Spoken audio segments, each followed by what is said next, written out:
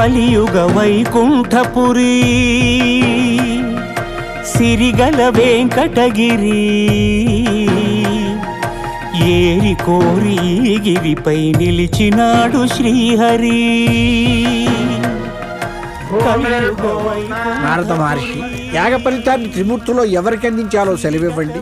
తపోగుణ సంపన్నుడు ఋషికుల శ్రేష్ఠుడు అయిన భృగువే నిర్ణయించగలరు. అదెంత పని. ముల్లోకాలకు వెళతాం, సత్వగుణ సంపన్నులెవరో తెలుసుకుంటాం. వెళుతున్నాం. నారా